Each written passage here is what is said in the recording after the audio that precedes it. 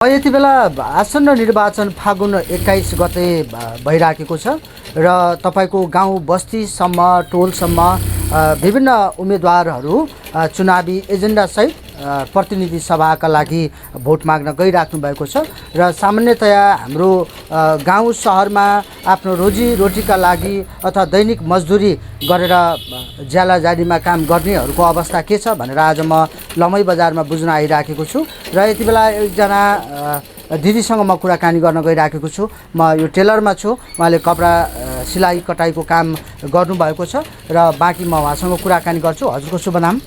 मेरो दुर्गा जीसी।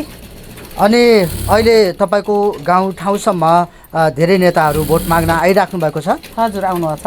अनि उहाँहरूले के भन्नुहुन्छ? अब सबैले आफ्नो आफ्नो विचार मेरो पार्टीमा दिनुहोस् भन्नुहुन्छ, सबै आइरहनुहुन्छ। अनि तपाईँले भोट कस्तो व्यक्तिलाई अहिले राख्ने विचार गर्नुभएको छ?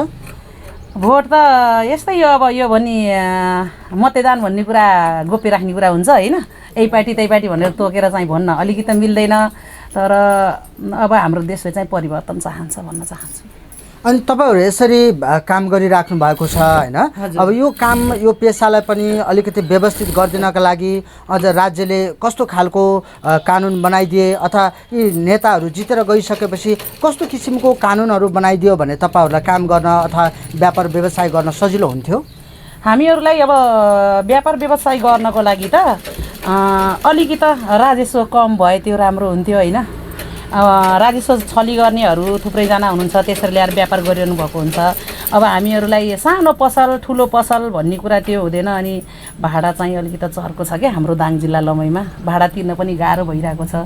ठुला ठुला व्यापारीले अनि साना उद्यमीले अनि त्यसपछि अब हामी जस्तो मजदुरीले बराबरी ज्याला चाहिँ तिर्दा चाहिँ अलिकति गाह्रो छ। त्यही हो, त्यही पनि सहन परेको छ, यी गर्न परेको छ दुई साग खानको लागि भन्नुपर्छ। त्यसको लागि चाहिँ अब आउने जुनै पार्टीको नयाँ सरकार आए पनि व्यापार गर्ने मजदुरी होइन अनि त्यसपछि हजुरको उद्यमीहरूलाई व्यवस्थित गराइदिए धेरै राम्रो हुन्थ्यो भन्ने कुरा हो भाइ। अनि अब तपाईँको यहाँ नेताहरू अथवा उम्मेदवारहरू आउनुभयो कि नै? आउनुभएको छ, आउनुहुन्छ, घन्टै पछि आइरहनुहुन्छ। उसले मलाई मेरो पार्टीमा भोट हाल्नुहोस्, उसले मेरो पार्टीलाई भोट हाल्नुहोस् भन्नुहुन्छ। हामी सबै पार्टीलाई भोट पनि हाल्यौँ, सबै पार्टीको विकास पनि देख्यौँ। अब सबैले राम्रो गर्नु, सबैले जित्नुहोस् भन्ने हो, सबैलाई भोट दिइरहेको छ। अब को बार अब हेरौँ चेन्ज गर्ने हो कि भन्ने सोचाइ हो। चेन्ज नगरेर पुरानै सुध्रेर आउँछौँ, हामी राम्रो गर्छौँ, हामीले हाम्रो देशमा विकास हाम्रो गाउँटोलमा गर्छौँ भन्ने उनीहरूलाई नि मौका दिन सकिन्थ्यो। तर बार बार फेरि झुकाएको जस्तो हुन्छ कि जस्तो लाग्छ, त्यही त। तर मेरो नाली चाहिँ त्यस्तै छ क्या, मेरो पोहोर खनेको नाली चाहिँ त्यस्तै छ। मैले भन्नुपर्दाखेरि मेरो पेटी सटाएर नाला खनेर 2 वर्षको पानी खायो।